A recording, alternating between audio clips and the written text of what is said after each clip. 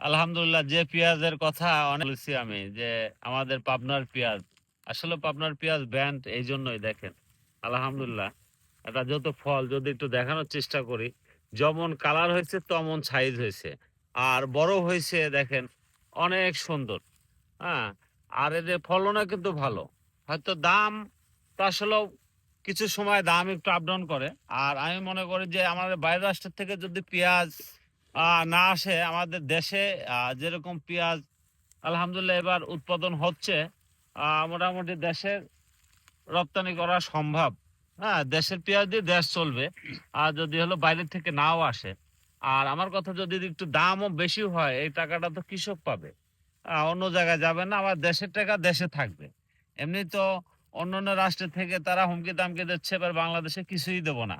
হ্যাঁ, তারা যদি নাও দেয়, আমি চাই যে আমার দেশের মানুষ, কৃষক মানুষ, আমাদের বাংলাদেশের মানুষ, 18 কোটি যে দেশের মানুষের বসবাস, জায়গা জমি যতটুকু থাকুক, কেউ 1 ইঞ্চি জায়গা ফেলে না রেখেও মোটামুটি কিন্তু আমাদের এই, যদি সবাই এই সবজি, পেঁয়াজ, রসুন, আলু বা অন্যান্য সবজি যদি করা যায়, আমাদের দেশটা চালানো কিন্তু সম্ভব। কিন্তু সবারই কিন্তু উদ্যোগ নিয়ে এটা করতে হবে। কেউ, এই জন্য বলি, কেউ জায়গা ফেলে রাখবেন না। ইনশাল্লাহ যার যতটুকু আছে ততটুকু নিয়েই কাজ করবেন, ইনশাল্লাহ সুন্দর আমাদের এই দেশের মাটিতে সব ফলনই হবে ইনশাল্লাহ। আর খুব এবং আহ ভালো ফলন হবে যদি মনোযোগ দিয়ে কয়, যেহেতু এখনো কৃষিকাজ অনেক আধুনিক হয়েছে, আধুনিক ভাবে সবাই ইয়ে করে। আর তারপরে কৃষি গবেষণা আছে, তারাও অনেক হেল্প করে। আহ একদম কিন্তু মাঠ পর্যন্ত এসে ওরা হেল্প করে যে এখন এটা করেন, এটা করেন, এটা করলে আপনার ইয়ে আহ, হয়তো পছন্দ লাগছে, পছন্দ ইয়ে হবে। সবসময় তারা কিন্তু অনেক বিএসরা কিন্তু এসে পরামর্শ দেয়, আমি মনে করি। এই জন্য আমি বলি, কেউ জায়গা ফেলে রাখবেন না, যার যতটুকু আছে ততটুকু নিয়ে ইনশাল্লাহ কাজ করবেন।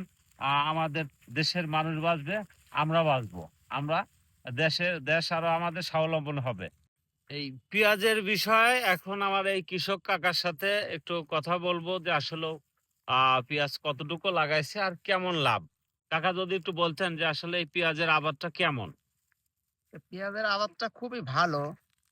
পেঁয়াজ মনে করো যে হলে গা ৬০ থেকে ৫০ মন, ৬০ মন হারে যায়। আমি আশা করতেছি এনে আমি আধা বিঘে লাগাইছি। হুম। আমি ৩০-৩২ মন আমি পেঁয়াজ পাবো। তাতে ৩০-৩২ মণ পাবেন। হ্যাঁ, তাতে যদি কালে দামটা একটু হয়, তাহলে আমরা অনেক লাভবান হব।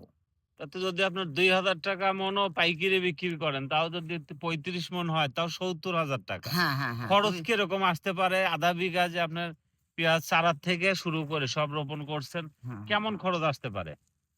খরচ মোটামুটি এই সারের দাম বেশি তো খরচও বেড়ে যায়। তো মোটামুটি যাই হোক, যদি কালে ২,০০০ টাকা করে আমরা বাজারটা পাই, হুম।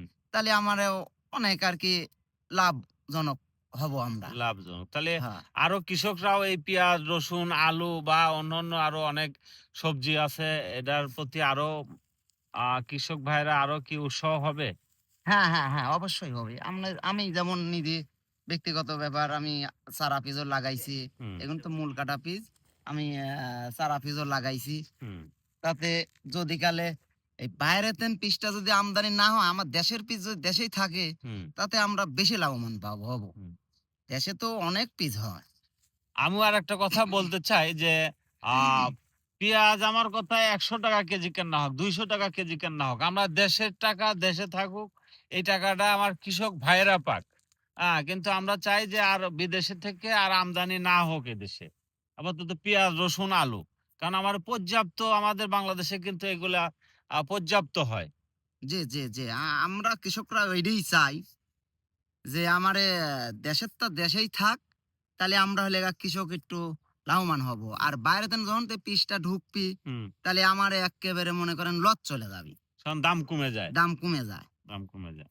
হ্যাঁ। আপনাকে অনেক, অনেক ধন্যবাদ। আপনার সুন্দর একটা উপস্থাপনা দেওয়ার জন্য, যা দেখে শুনে কৃষক ভাইরা অনেক উপকৃত হবে ইনশাআল্লাহ।